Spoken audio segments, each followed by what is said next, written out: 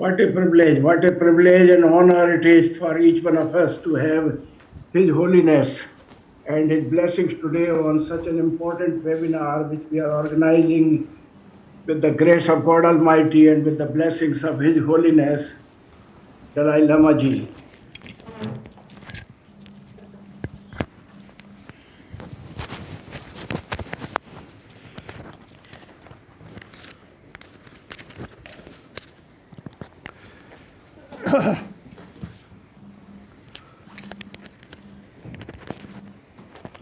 Nothing could be better than spending the quality time in the company of His Holiness. His Holiness, a very warm welcome to you on behalf of each one of us present here at today's webinar. Namaskar. Thank you. Warm greetings from Amity University, Haryana, and from the Amity Education Group. Ladies and gentlemen, what a great honor to have with us one of the most illustrious sons of Mother Earth, Nobel laureate of peace, His Holiness the Dalai Lama, to address us on his vision of a peaceful and compassionate world today. His Holiness is the epitome of peace and compassion and a living legend whose sheer presence inspires all of us and showers abundance of divine blessings on each one of us.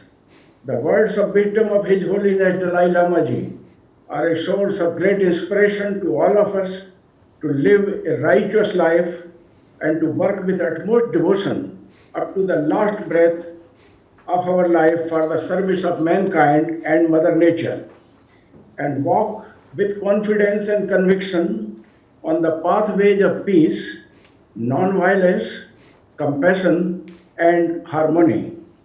His Holiness, we feel truly blessed to have the privilege of having you today at the Amity Eminent webinar, which you had so kindly agreed to address us.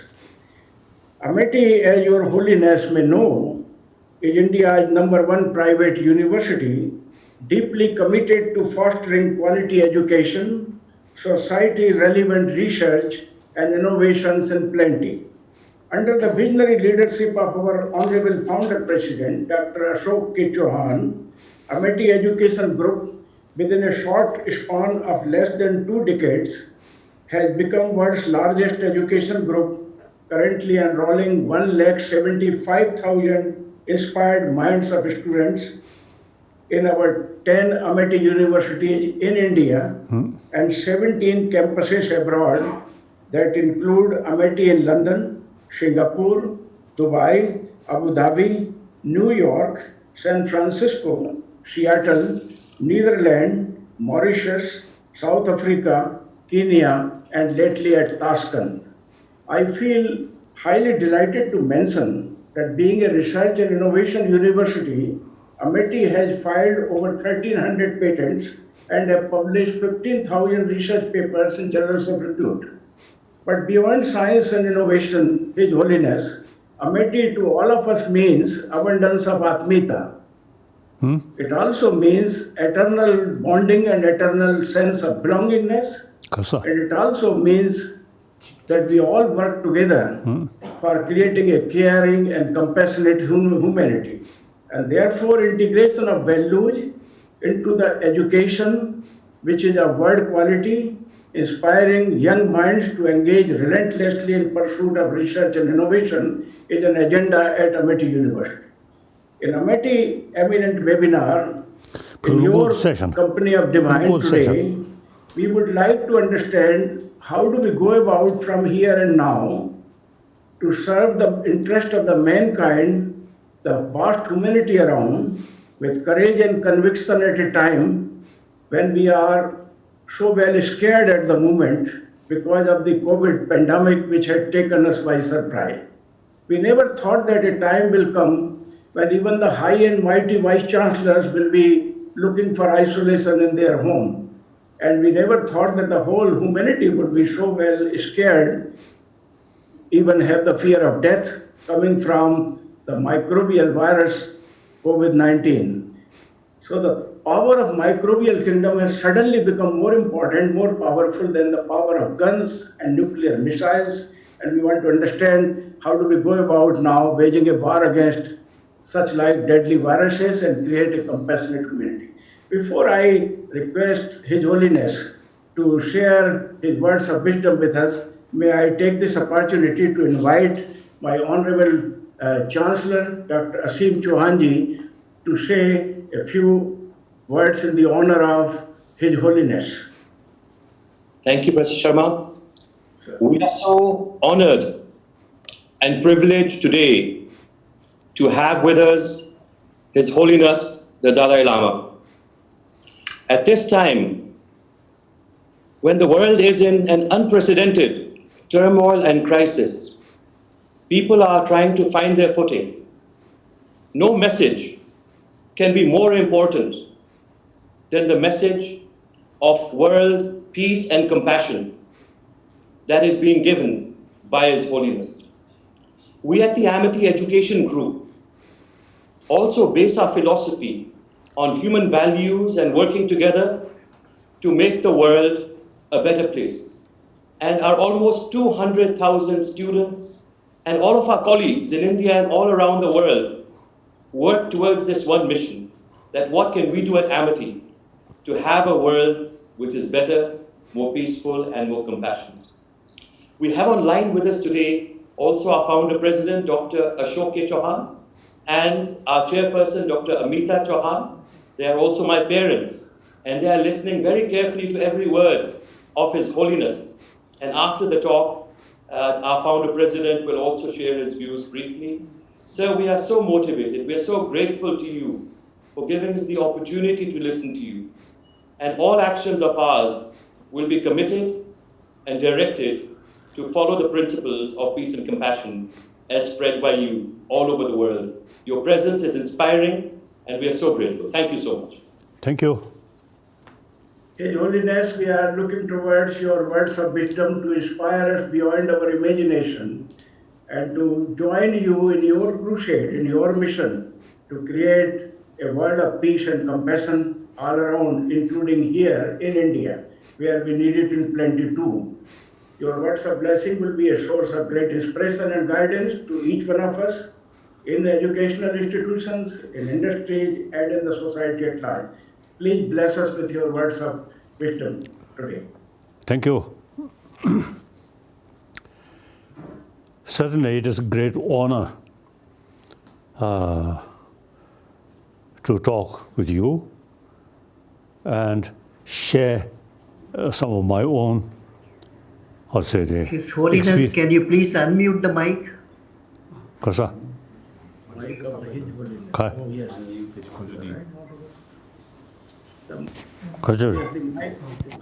Not working? Okay. So, I always, consider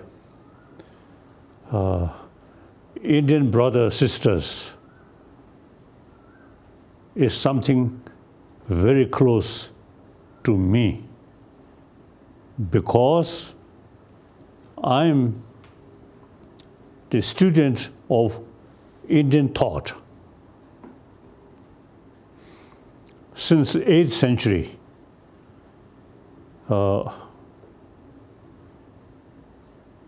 the Tibetan Emperor Trismuteze,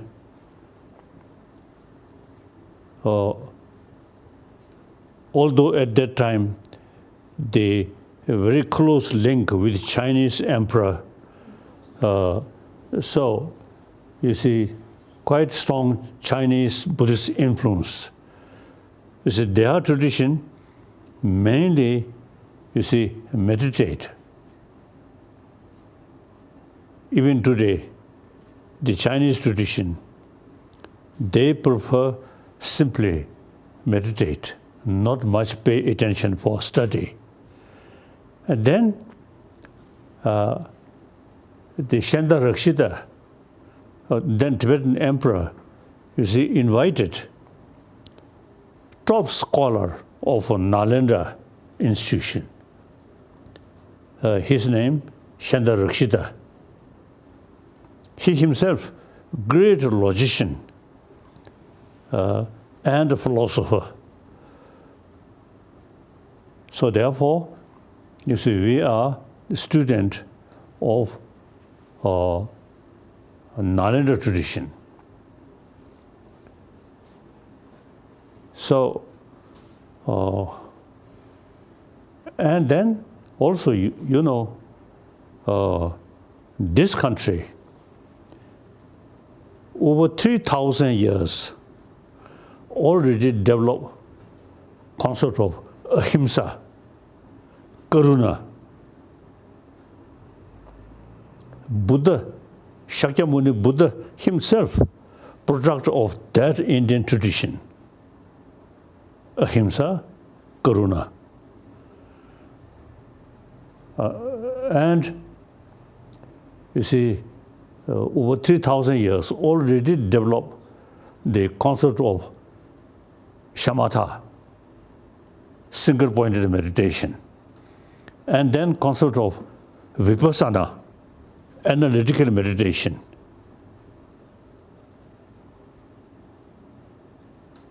So I feel the India, number 2 most populated nation.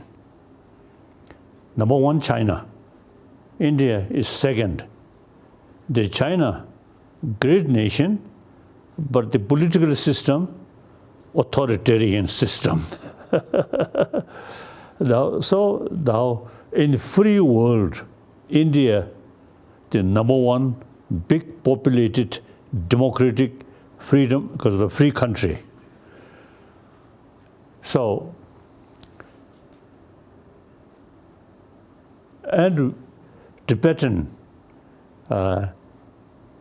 except there are some Muslims and some very late, I think, in 20th century, or not late, I think, the early part of 20th century, some Christians, some missionary school in Batang area. So otherwise, I think 90% Buddhist. You see, we consider India as Arya Bhumi.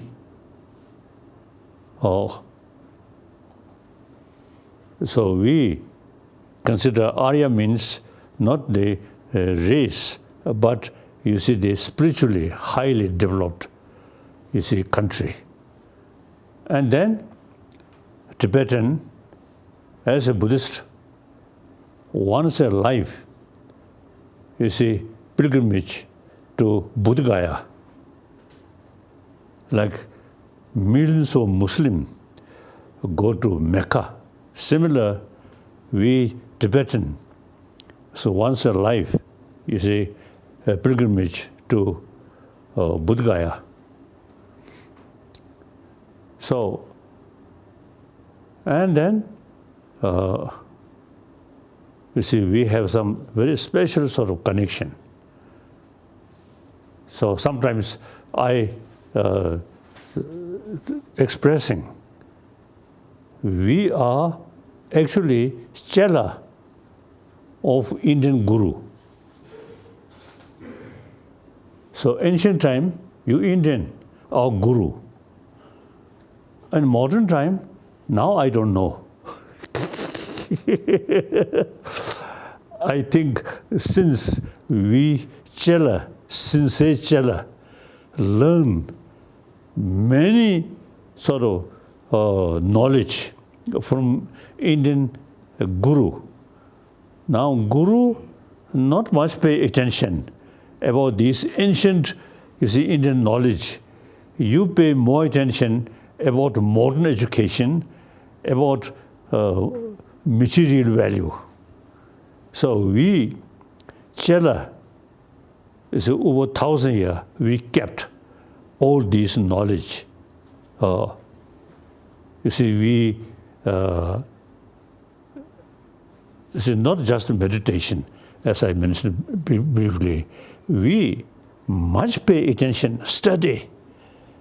The Shanda Rakshita, he introduced Buddhism according to Nalanda tradition. So he himself, great scholar, logician. So we sincerely follow his advice. So according to Nalanda tradition, logical approach, even Buddha's own word, we not easily say yes.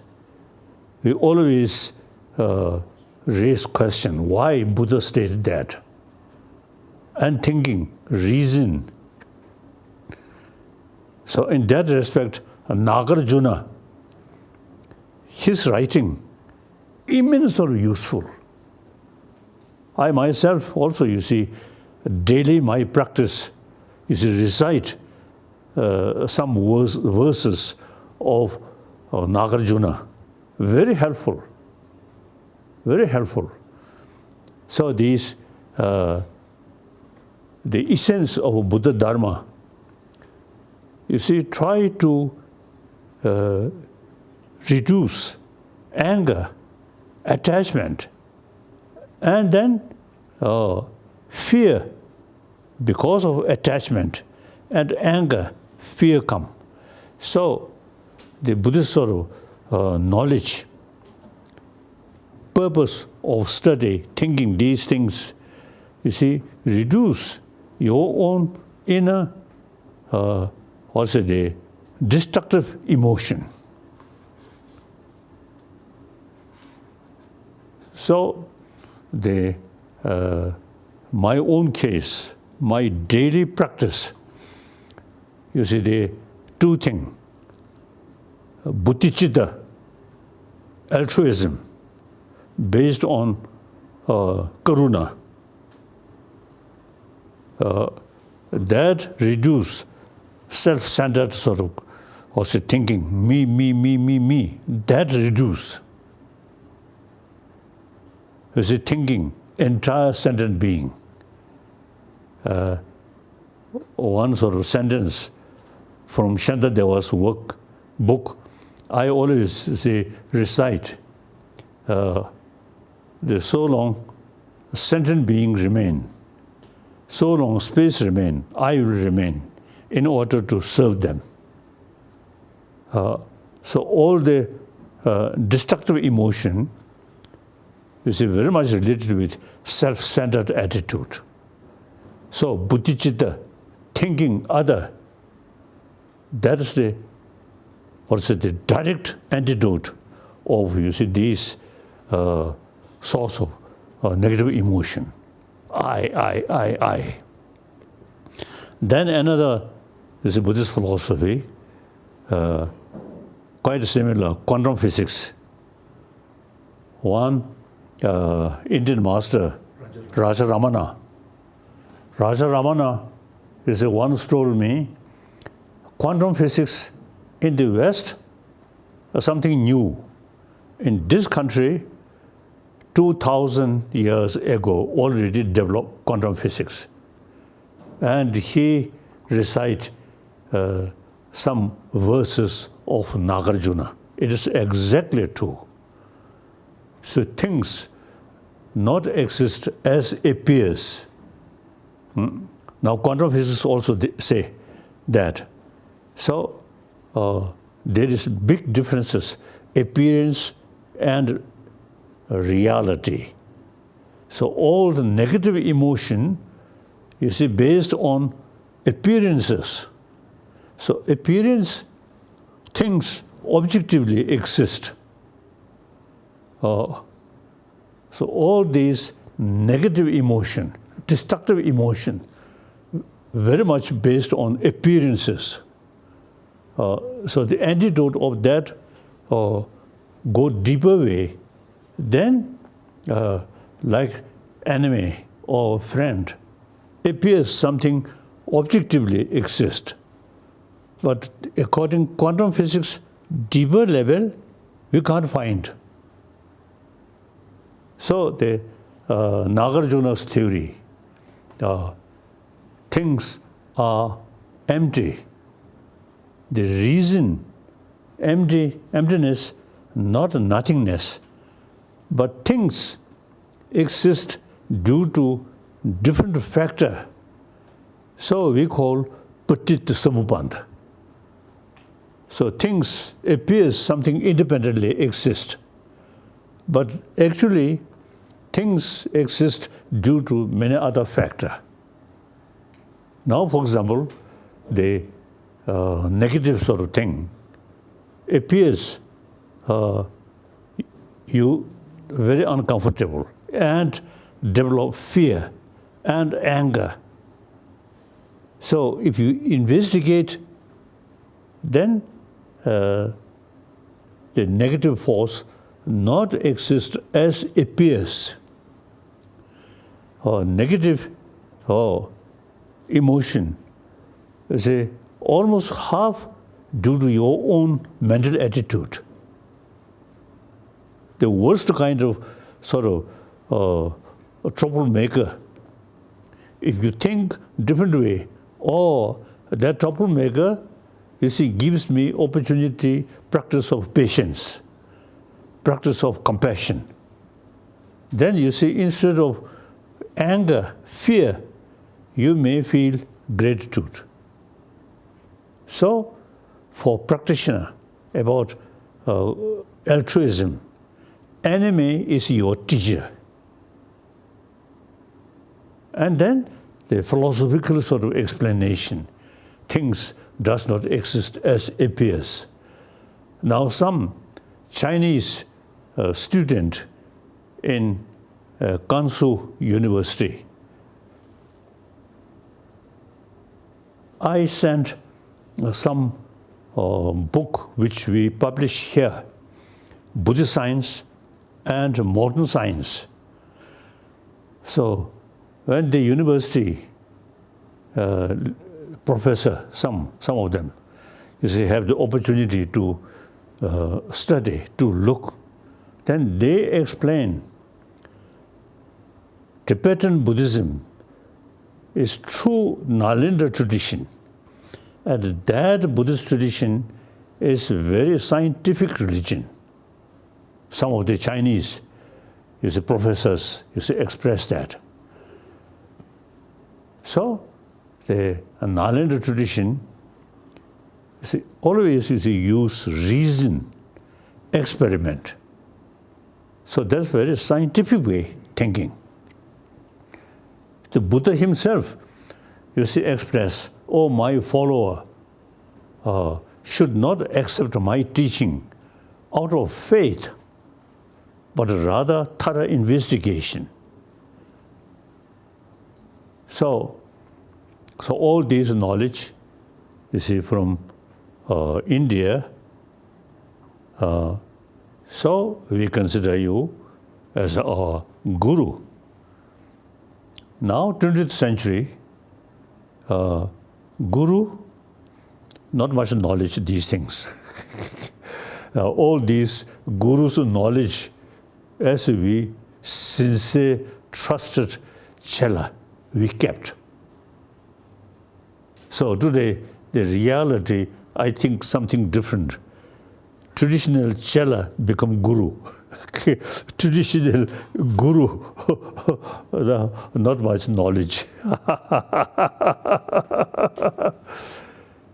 So now, I have 4 commitments. Number 1 commitment, I'm human being. I always believe and express as the many occasions, entire 7 billion human beings, we are same human brothers, sisters. And according some scientists, we are social animal. So individual's life depend on the community. So now today, entire 7 billion human beings are one human community. Now there is not much sort of differences, Easterner, Westerner, Northerner, Southerner. We all, like economy, the modern economy, no national boundary. So with help of technology, now whole world, whole 7 billion human beings are actually is the same family. So my number one commitment is promotion of sort of concept of oneness of 7 billion human beings. This, I believe, a lot of problem in the past and even today, we too much emphasis small country or community, nation. So the antidote of those problems which we too much emphasis individual, community or nation, even use religious belief, is a strong feeling of we and they. And then you see problem, including killing. So the antidote of that, we must develop concept of oneness of entire 7 billion human beings. The way we're born, 7 billion human beings, same. You see, we all, survived with mother's milk. Mother's milk is the signs of compassion. So each of us is born that way and survived. And at the end of our life, the compassionate attitude showing surrounding people, the dying person, very much happier. The dying person is surrounded, maybe some doctors and something expert, but not much showing human affection. Then the dying person, sometimes may doubt. So unhappy.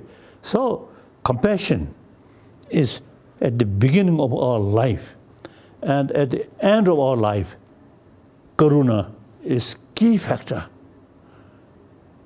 So in this country, as I already mentioned, we already implemented karuna, implementation of karuna we call ahimsa.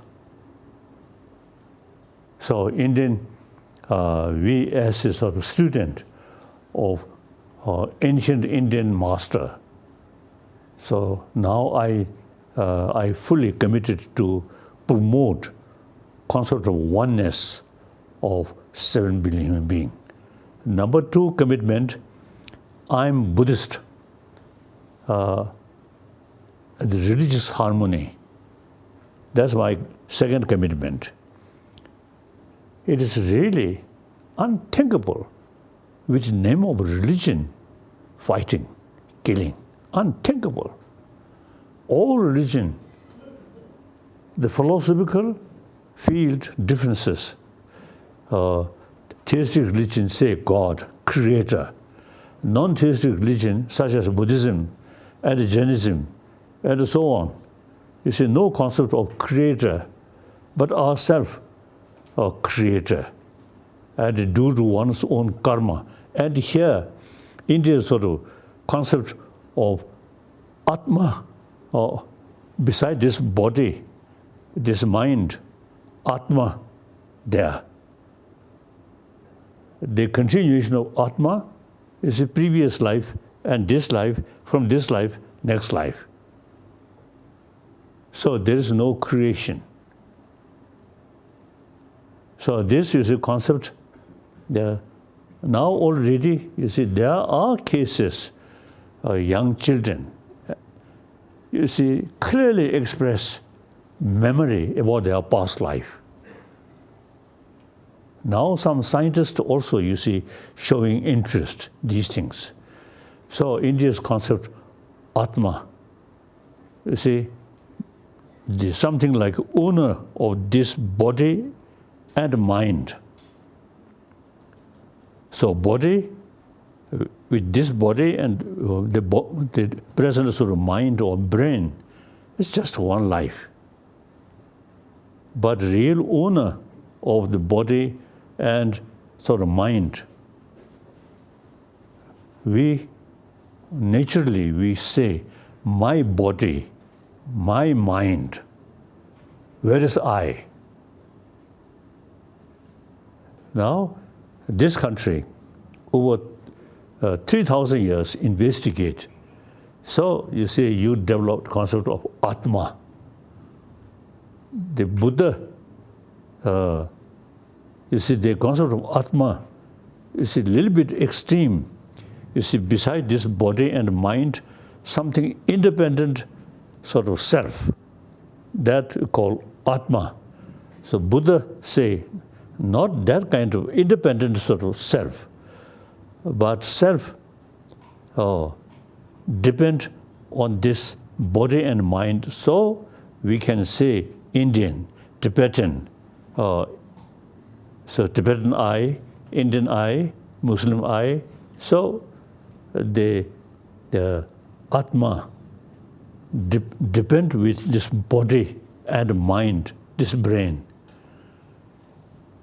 So there is no separate, independent self. So Buddhism called Anatma theory. Anatma does not mean no I. I is there. So therefore, my commitment, religious harmony, all major religious tradition, different philosophy, but all carry same message of love. Christian, Muslim, Judaism, Jewish, any sort of religious people, their main practice is love. So all major religious tradition, you see, their main message is love. Sometimes I sort of express all those religion is religion of human being. So therefore, all religion emphasizes the best thing about human mind, that's love. So all major religious tradition, you see, carrying the message of love. And for that, they utilize different philosophy. Some say there's God, some say no God, but all, you see, carry same message of love. So on that basis, religious harmony, very possible. Now one example is India. This country, over billion, Marve, over billion populated nation. All major world religious tradition exist here. I never heard, you see, serious conflict in the name of religion. Now one example, India's Muslim, Shia, Sunni. I never heard complaint between these Shia and Sunni. And some other country, Shia and Sunni are fighting each other. So India is the living example. All major religious traditions can live together. And in some cases, mutual learning, and through that way, mutual respect.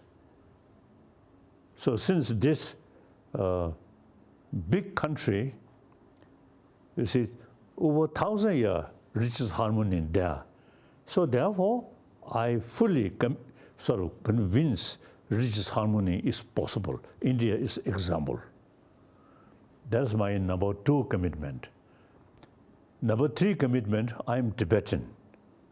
You see, this physical Tibetan blood or Tibetan sort of flesh. So I'm Tibetan.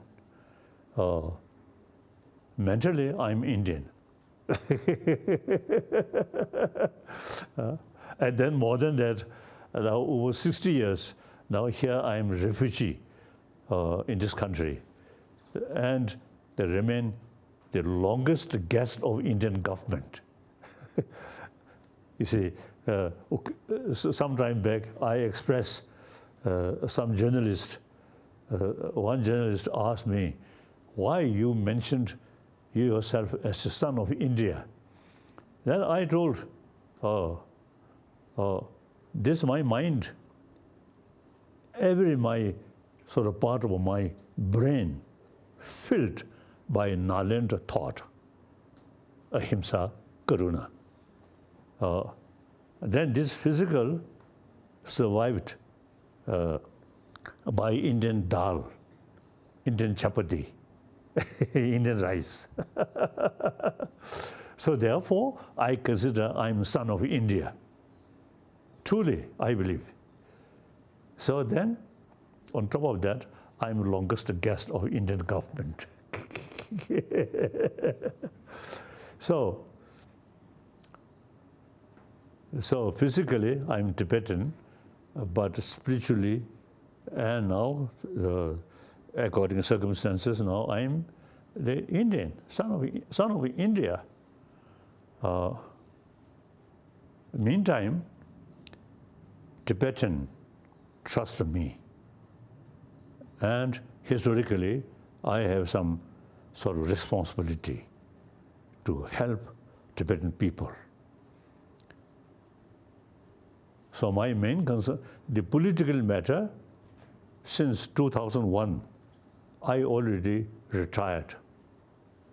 We already have elected political leadership here in this country. And then my main concern is ecology of Tibet. I feel, you see, Tibetan ecology not only concern for 6 million Tibetan people, but you see, because all the river, major river, which cover Pakistan, India, and Burma, Thailand, and then Vietnam, these countries, Mekong River used to come from Tibet. Then China, Yellow River, come from Tibet. So you see, Tibet, people usually call roof of the world. So it is high altitude, so usually cold. Therefore, you see, the snow kept there. So ultimately, major rivers which cover whole Asia, you see, the ultimate source, Tibetan sort of city, plateau, like that. So they pay special attention about the Tibetan ecology. That's my, regarding Tibet, my number one commitment. Then second, the most important is, as I already mentioned, you see, we kept all the ancient Indian knowledge, the Nalanda knowledge, you see, we kept. You see, the way we keeping these knowledge, not just a few prayer or few puja, not that way. Over at least, you see, 20, 30 years, serious study. Myself, so when I final examination, my age, then I already used to study 13 years. Then after come to India, I still study these sort of ancient texts. So therefore, you see, the way we keep the ancient Indian knowledge, the firstly, root text, we memorize. Myself, you see, as a Dalai Lama, so in, the ceremony, I have high seat and sit on that. But when I study when I study, my teacher kept weep to show me threat. unless you study seriously, you see, they show me weep, the weep, yellow weep. So I myself, I think 6-7 years already started memorizing these root texts. Then each word explained according commentary, wrote by Nalendra Master, and Tibetan commentary also is there. Then we, as an Nalendra tradition, we extensively use debate, logical approach, debate. So I myself, you see, through that way, the way to keep all this knowledge, not just a few prayer or ritual, but we study seriously. And then meantime, you see, we always use emphasis, first level of knowledge is hearing, reading. The second level of knowledge, serious thinking, including debate. That bring conviction, deeper feeling or experience. Then, you see, use, familiarize, that we call, meditation. Familiarize. Then you gain gradually deeper experiences. I myself, as I mentioned earlier, 6-7 year old, already started memorizing some of these texts. Then read commentary or explained by teacher. Then use logical approach. So then 1950, correct, 59, when you see we become refugee, I already have some sort of knowledge. So then continuously practice. I usually, you see, wake up 3:30 morning. Then about 4 hours meditation. Meditation means analytical meditation, thinking. So that is really very, very helpful. You see, to reduce negative emotion, to increase positive emotion. Result, my mind peaceful. Okay. I think my Indian friend, you see, many occasions we have the sort of meeting. I think nobody, I think, seeing angry face Dalai Lama. always smile. So, although smile, there are different kind. Sarcastic smile and artificial smile. My smile, I think you can judge. My smile is sincere smile. I think animal, dogs, they notice artificial smile or sincere smile. Even animal, you see, they can make distinction. So, as a result of this practice, my mind always very peaceful. And one side effect, my body also, you see now, a nearly 86-year-old body, still very fit, no problem. Occasionally, my knees some problem. Otherwise, my physical condition very good.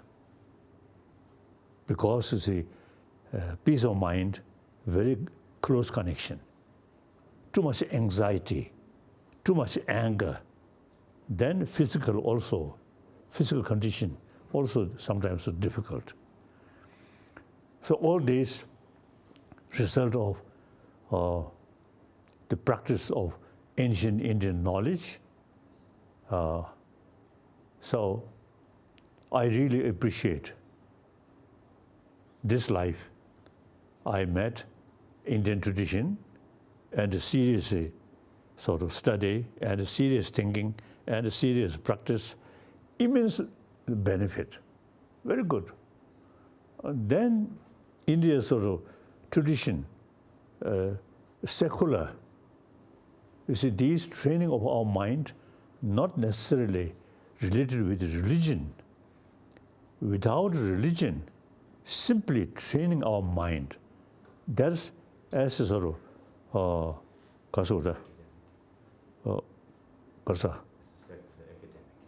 as a knowledge or academic subject, not religious subject. So, according Indian concept, so secular, that way I can meet different people with different religion, or I can talk, I can sort of also the exchange. If these certain object which come from Buddhist sort of text, I present as Buddhism, part of Buddhism, then you see some people may feel little uncomfortable.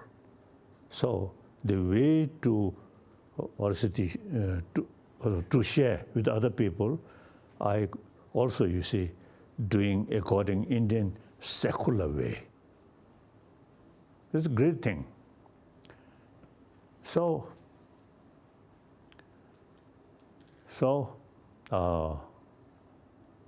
as a son of India, I think carry the ancient Indian knowledge, which something relevant to today's world. So usually I also use it describing I'm sort of also the carrying Indian thought wherever I go, non-violence, or wherever I go, always. So I am messenger of ancient Indian thought, ahimsa, karuna. So since practical level, since I become refugee, I become guest of Indian government and Pandit Nehru. And then all these Indian leaders, so they really, taking care of me. So now I usually, you see, proudly express I'm longest guest of Indian government. And mentally, or deeper level, I am son of India. Okay. Thank you. Then some questions. His Holiness, we are truly delighted to listen to your words of wisdom. Oneness of humanity, of course, is the central message of His Holiness. Karuna and ahimsa must go together. Right. But what I think His Holiness has very loudly and clearly said, that in the Nalanda tradition, two things were greatly important. One, that meditation is integrated into the pursuit of knowledge. And Right. the second, which is I think very important for the scientific community connected to this webinar, that science and spirituality go together. This is what His Holiness has said. Yes. And so long as science and spirituality go together, you create a blissful world. You use the spiritual power of science for addressing the problems of the society, wiping out poverty, wiping out ignorance, creating a world of bliss. His Holiness, today the time has come again where the spiritual strength of science must be nurtured in the corridors and campuses of university, where each one of us now have to invoke the spiritual science of science, spiritual power of science, and might of technology together to combat the deadly viruses and threats which we all have. But what you say, sir, we bow before you in utter reverence. from the entire Amity University fraternity, you are the illustrious son of Mother Earth.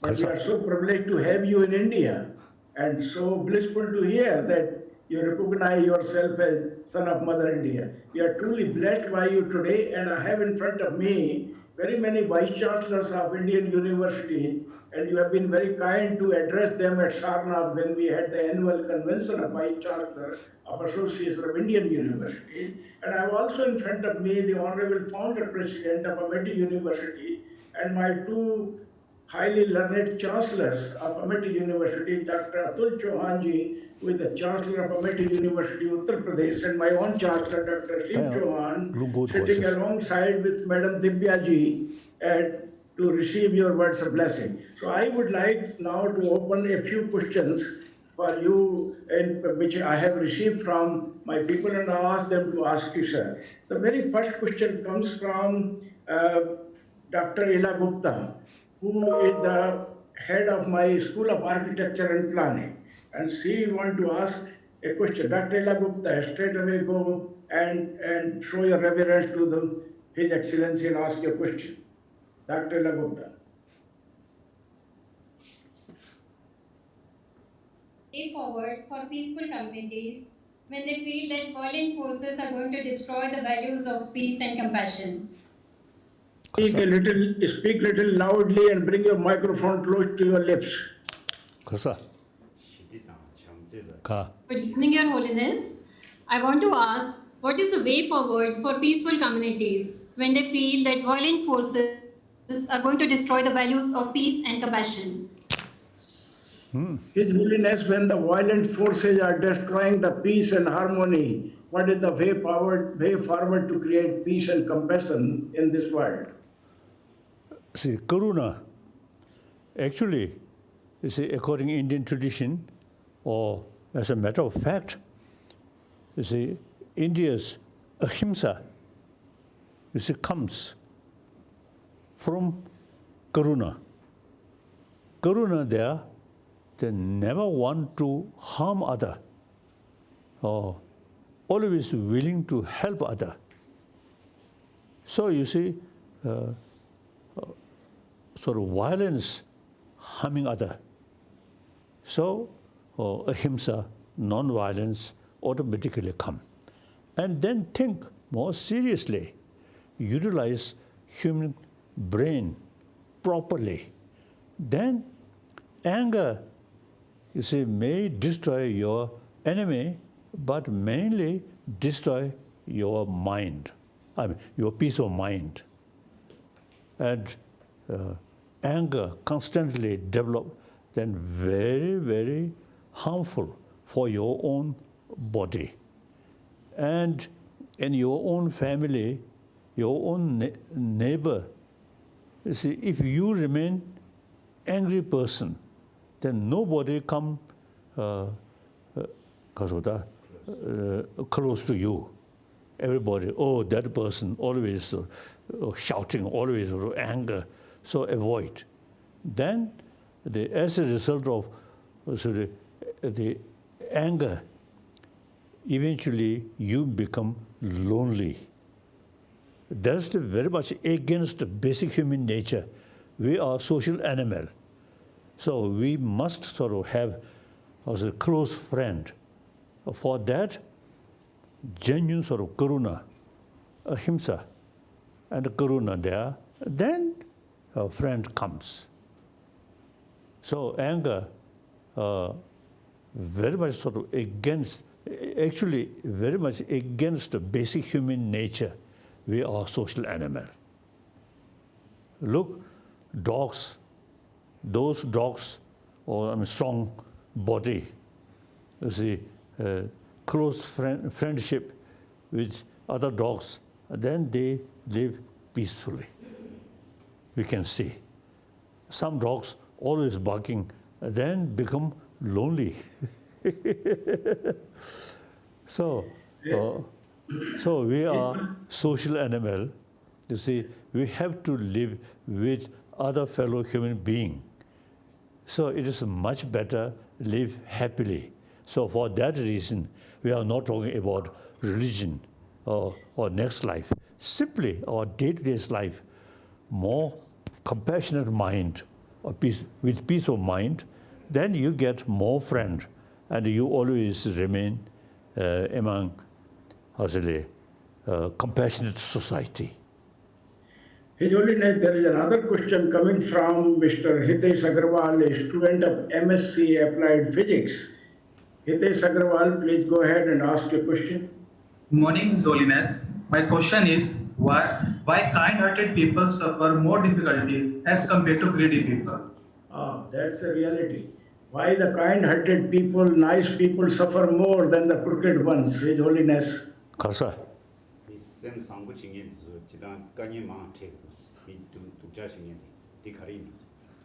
No, I don't think.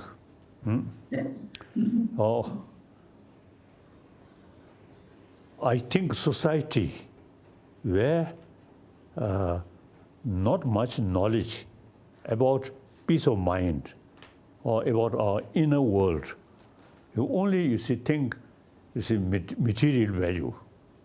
Or then those who's a tough person, they for temporary or superficial level, they're more successful. Honest, humble, sometimes suffer. So that is superficial level.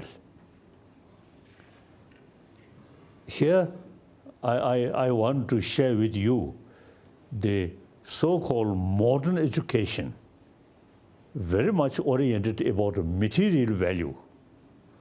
So in material value, competition, cheating each other. So for temporary, more successful, humble, honest, sometimes suffer. So therefore, is our existing education very much sort of emphasis on material value.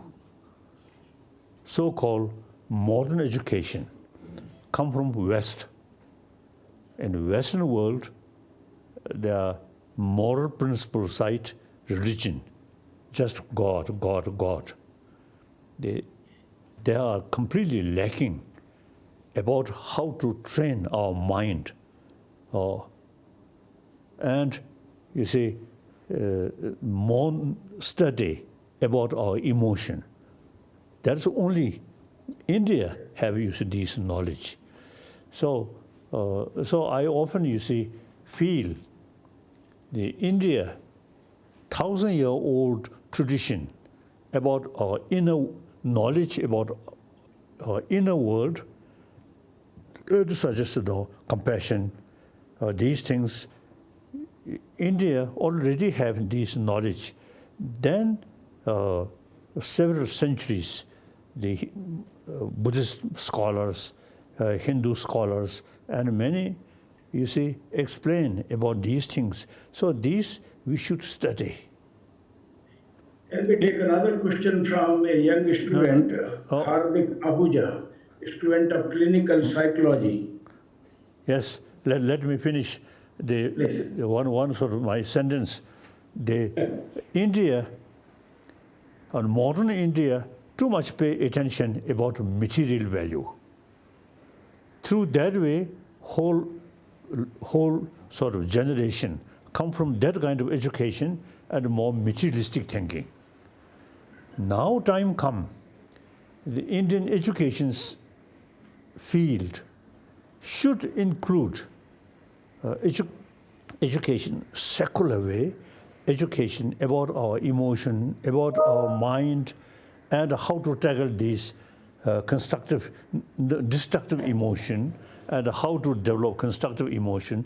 That I feel very strongly the Indian, modern India, I think should make effort to combine modern education and ancient Indian education about our mind, about our emotion. These things in the education field, I think, should combine these two things. In the previous century, Mahatma Gandhi ji is non-violence, ahimsa, Now you see, propagate on this planet. So many as far as I know, like Nelson Mandela and America Kasa, Martin Luther King, and so on. Many sincerely follow with conviction Mahatma Gandhiji's non-violence struggle. So now this century, I think time come, we notice too many problems, even religion causing problem. So we really need, you see, India's 1,000-year-old message of ahimsa, message of karuna through education in order to help other people, other country. Firstly, within the country, you should introduce a lesson about, you see, our inner world, emotion, and how to tackle these things as a sort of secular way. So this, I really, you see, want you Indian concerned sort of professors and also students, I think should think how to bring real sort of the antidote of today's world's too many crises, because too much concern, me, we, like that. And with that feeling and the reason, economy, religion, and these things. Now, for example, this country, India, a great nation, but still huge gap, rich and poor. The poor people, they are really, you see, suffering. So, you see, the sense of concern of entire sort of human brothers, sisters. Firstly, you should revive these ancient Indian sort of thought about altruism, then show rest of the world. You see, combination, usually I describe hygiene of emotion, hygiene of physical. India have the ability to these two things combine, then show rest of the world. So so now, like you, young Indian, you should think more seriously how to educate our mind, and through that way, peace of mind and destructive emotion reduce. This, I'm not sort of talking just according text. I myself practice these things.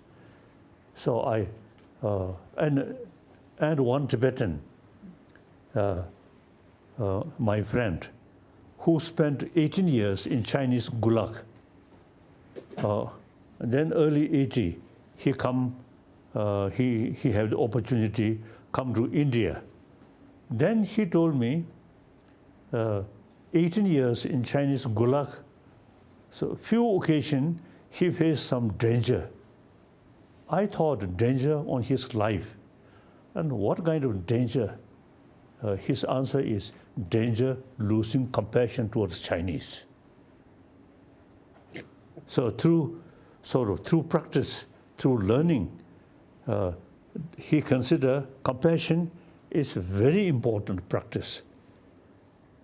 So when he faced some sort of some torture from Chinese, and then occasionally he feel little anger, and he consider that's dangerous. So now, scientifically, some scientists say our basic nature is more compassionate. Because we are social animal. Then latest, the scientists also, you see, anger actually destroy our peace of mind. Now this scientists say. Now last few decades, I have serious discussion with scientists because our Nalanda tradition, not a faith, but analyze. So, last, consider 4 decades, right? 4 decades, I have serious discussion with scientists. So now many scientists say, now peace of mind, compassion is very helpful for our mind, peace of mind, and through that way, healthy body, like that. So therefore, now India have the potential. You are not something learning from newly from outside. No, the question of revival of your own 1,000-year-old sort of tradition, and all these great masters, all are Indian, no Tibetan, no Chinese. So your own sort of ancestor. So the modern Indian should pay more attention about your ancestors' knowledge and their writing. I think I want to share or give you one book, Buddhist science and modern science about mind, as I briefly mentioned. The Hindi translation already there. Whether complete or not, the translation already started. Then English translation there, and Chinese translation. So I want to give you that book, a copy of that book, or the science of mainly science of mind, and that I mentioned modern science and Buddhist science. Your Holiness, this is one of the most inspiring and special. And so many hundreds of questions that have come from all over the world. But before we continue with the questions, I would request our founder president, Dr. Ashok K. Chauhan, to say a few words. He is the guiding light of Amity. He is considered the architect of modern education in India. He is also a highly beloved figure of India and the world. So we're so happy that Dr. Chauhan, our founder, is online. If I can request him, please, to address the audience, please. Your Excellency, His Holiness, I'm Dr. Ashok Chauhan speaking.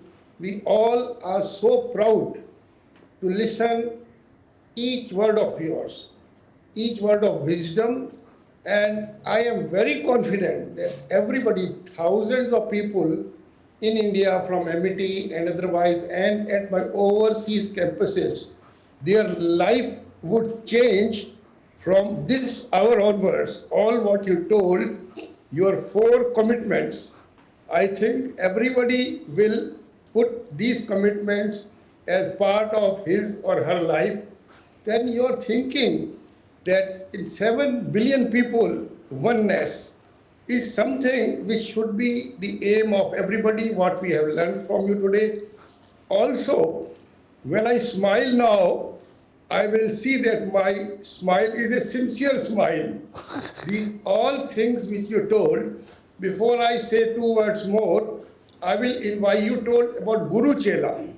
I will invite you now to present you one of your most beloved Chela, Dr. Pradeep Chobe, the #1 in bariatric surgery in the world.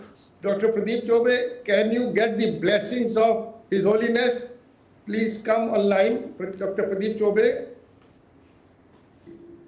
Certainly, yes. Good morning, sir. Yes, please. Or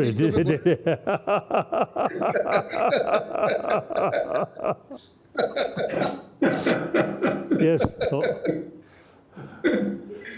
Good morning, sir. Good morning. And we are all delighted to listen to you and also to know that you are keeping a good health, and your smile and your sense of humor it is increasing day by day, and we feel very, very delighted and blessed by you.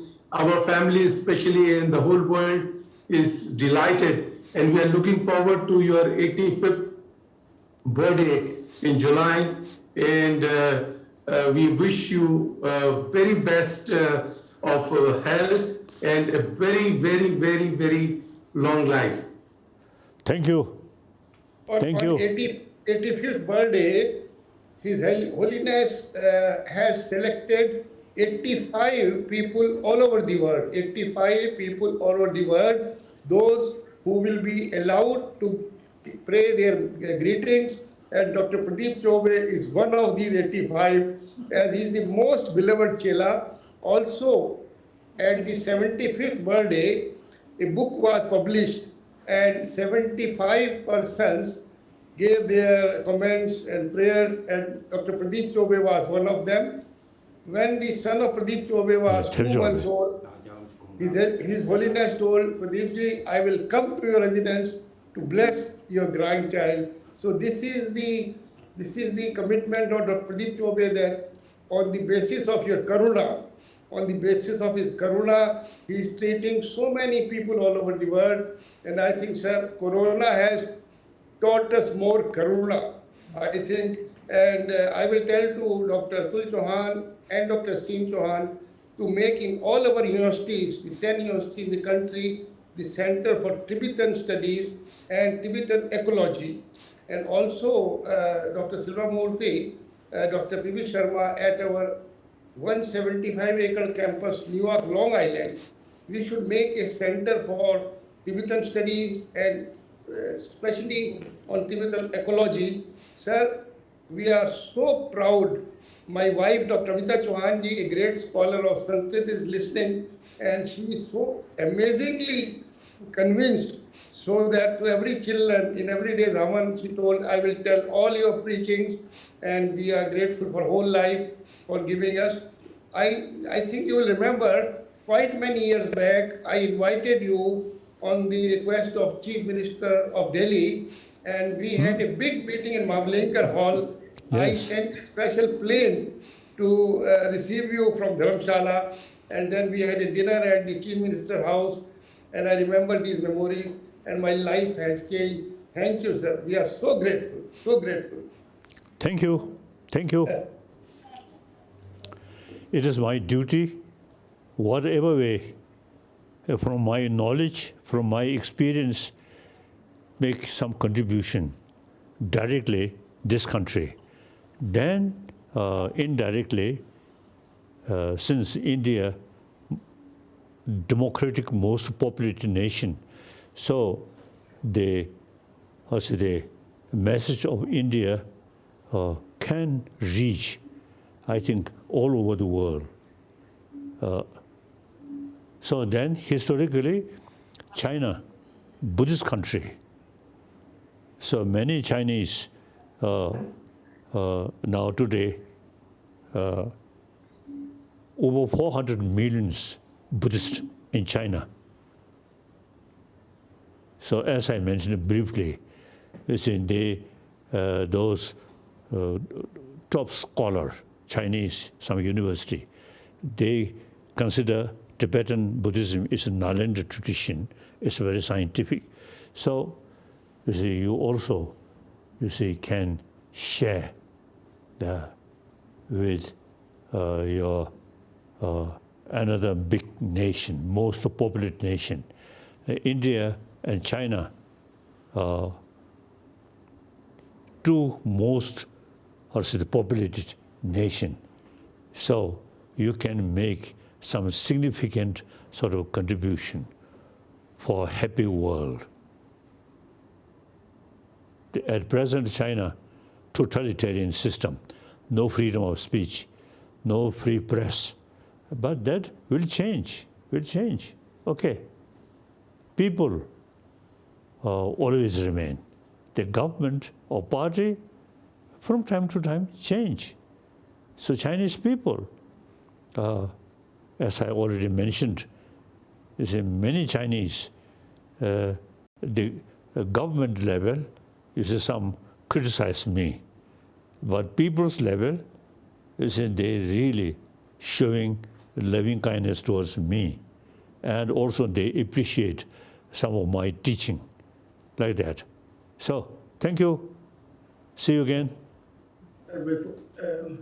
Before we finish, we would, with your permission, His Holiness, can we take one or two more questions? In fact, one of the brilliant questions is coming from one of our PhD student of nanoscience and technology, Mamta Thakran, who is saying that because of COVID-19, many people lost their jobs, businesses and dropping down day by day, and hence they are getting into depression. What can we do to overcome their depression and help them at this hour of crisis, His Holiness? And now the causes for every moment, you see, every thought, you see, due to its cause and conditions. Now you should analyze the causes of your depression, Samarve. Now here, one great Indian master of Nalendra, he mentioned when we face some problem, some difficulties, we should analyze. If that difficulties or problem can overcome, then no need worry, make effort. If the problem no way to overcome, then no use worry. Very practical, very practical. So now my own case, when I think 10 years ago, 20 years ago, I'm quite young, now quite old. But that, you see, now nothing can change. So, old age, also one beauty, you see, more experience. So young people, a lot of enthusiasm, but much less experience. So old people, as an old person, is to try to share. And then young people, physically, mentally young, so full of energy. So thinking these lines, if something something you can overcome, then no use depression. Thinking, try to how to overcome. Your Excellency, I have hundreds of questions before me, but I know your time is so precious. We are truly blessed. But can I take your permission to allow Dr. Rajendra Prasad, one of the greatest scientists I have in Amity University system, to ask a brief question? Yes. Dr. Rajendra Prasad, please. His Holiness, it's a treat to listen to you and to see you so closely. I have a question out of the topic. My question is that life is unpredictable. If given a chance to rewind your life, will you change it or will you do the same thing all over again? What a question coming from the scientist who is asking His Holiness, given a chance to rewind your life, to give you a choice to do it all over again, would you, Your Holiness, come back and bless us for thousands years more? Kashosa. Good. Correct.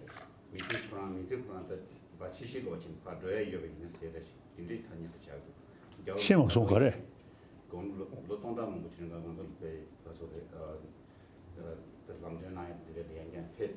Not very clear. Your question, not very clear. Sir is asking that given a chance, in your next life, would you, Your Excellency, like to come back again as Dalai Lama? or something else? Oh, that's my private business. But, you know, my main daily sort of prayer and practice is so long space remain, so long sentient beings remain, I will remain. I already, I think, mentioned. And then, within this lifetime, whatever way I can serve other, that's my main sort of purpose of my life. Then I think we all, as human brothers, sisters, We are part of the human society. So our very life, not for create more problem to other. This is illogical. The very purpose of our life is try to serve as much as you can to more human brothers, sisters. Then ultimately, I think the best way to fulfill your own sort of happy life, the selfish is the the negative sort of force. Altruism looks sense of more concern about others' well-being. The actually best way to fulfill your selfish desire. Okay. Your Excellency, I know we can keep asking hundreds of questions, but I know that your time is more precious than any one of us. And your blessings are so important, not only for those who are giving you today, but for the entire humanity. We are firmly committed with you to create the oneness of humanity, which is the central core of the ancient traditions of our great nation, where we have gone even to the extent to say that the whole world is one family. Vasudha Ev Kutumbakam. This is the command and call of the Vedas, and we wish to work with you in our entire Amity University system and also in all our Indian universities to ensure that the age-old traditions and ethos of our ancient civilization, which are also deeply emerging from Nalanda, Takshashila, Vikramshila, and great many universities of our country, are once again brought to the forefront of educational horizon, and we are able to create and live up to your dream of creating a compassionate and peaceful humanity. However, there are several questions and anxieties which people have at a time when you have such an unrest whereby even in the highest and mighty nation like in America, killing of one of our friend coming from the African American community has really created such a great uproar. Question is being asked by my grandchildren to me. One of them is studying in Amity International School in Noida, and another one goes to DPS. They're asking me how to create cultural coexistence and peace at a time that we are confronted with such great challenges within us. But nevertheless, your blessings and your guidance is of great help to each one of us, those who are pursuing their course of life to create the compassionate and peaceful humanity. And we will take every word of wisdom by you given to us today in the Amity Eminent webinar and take it forward to millions of our people who are connected to Amity University worldwide. I wish to thank you from the core of my heart, Your Excellency, for sparing your highly valuable time to be with us today and to bless us at a time when we are really praying that let this coronavirus go away for good and allow us to meditate and pray for creating that heavenly bliss and divine bliss on planet Mother Earth. With these words, Dr. B. Sharma, Dr. Amita Chauhanji will take blessings from His Holiness. Sir. Now she will take the blessings. Sir. Amitaji, please. Our chairperson, Madam Amita Chauhanji, is one of the great source of inspiration to all of us, and I'm sure the blessings of His Holiness will flow directly to AKC House. But Madam Chauhan, please. Thank you, P.P. Sharma. Thank you. His Holiness, we are all so honored to hear you and taking your blessings. But I want to say one thing. You're looking so fit. You're looking so fit. Your smile and laughter is so contagious that when you smile and you laugh, I think the whole world can also laugh and be happy. So we follow your compassion, love. That is so wonderful. With your thoughts and views, the world will be happy world. Thank you so much for your blessings. Your Excellency, you are looking fit and fine. Your Excellency, you are looking fit and fine. You look more younger than even a Vice Chancellor like me, Your Excellency. And therefore we pray that you continue to bless us for at least 200 years Like the Vedic rishis lived a life full of divine bliss for thousands of years, why should Dalai Lama ji not bless us for at least 200 years and allow us, each one of us, to live a life of 100 years, physically fit, mentally alert, and our ears and mind and soul tuned to the divinity. This is what we pray for you, sir. Let you continue to bless the vast humanity, not only up to the age of 100, but 100 plus, up to 200 years. Our prayers are for your long, happy, healthy, and smiling life full of divine bliss for the benefit of humanity. With these words, may I take this opportunity once again to thank you on behalf of the Honorable Chancellor, on behalf of the entire Amity University family, and on behalf of the learned Vice Chancellors and scientists and students and members of the faculty and HOI, and great many who are connected through Amity University live telecast, that for your highly valuable. We are truly blessed today. Thank Your you. Excellency, I'm feeling so blessed that whole day today I can go without food. In fact, only chanting, doing meditation in my office or in my residence. Thank you so much indeed once again, and our utmost reverence and respect to you and to your entire team for giving us this honor of having you with us at Amity University webinar. Thank you. Then I want to share one sort of story. Right. One occasion in Delhi, Yes. every morning before my breakfast, I come out my room, and then they always, Indian police, you see, always there. So I said, hello. Then they also, you see, they expressed to me very warmly. Then I asked, judging my face, how old? I asked. Then they say about, I think, 70 or something. Then at that time, my age, young, I think already 80 or something. Then I told them, my age now over 80 years. Then the police, then I asked, judging my face, how old?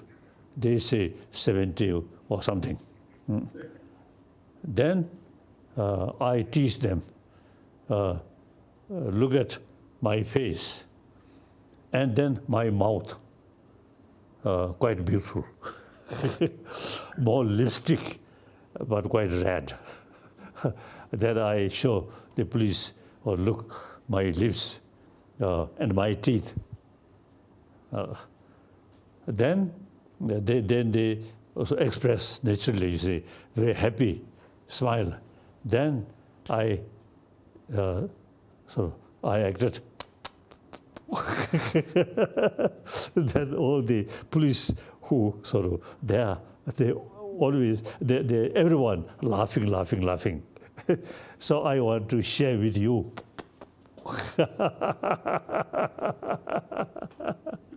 Thank you.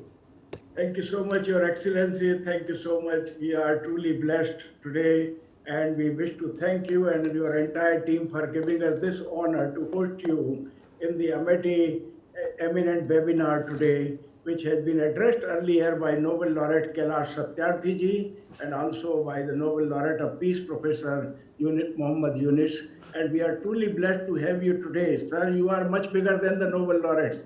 You are the noblest soul on planet Mother Earth, continuing to bless the entire humanity. And we feel truly honored and truly blessed by your kindness to be with us today. Thank you so much. Thank you. God bless you, sir. Thank you. Thank you. Bless us for 200 years. Thank you.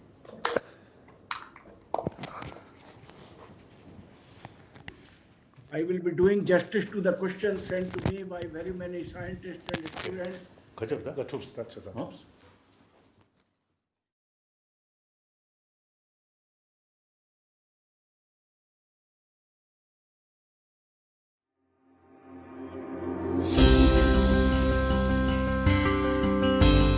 With conviction, commitment, and clarity, with an unshakable vision of His Holiness the Dalai Lama,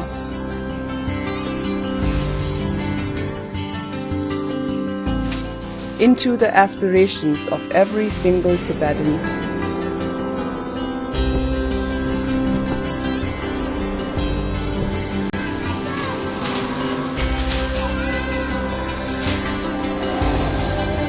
Through the resolve and leadership of the Central Tibetan Administration, we bring to you the truth about Tibetan cause and leadership of the Central Tibetan Administration.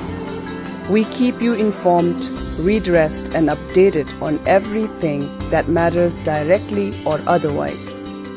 We educate and orient you with stories that matter so that the beacon of our struggles persists, so that Tibet flourishes.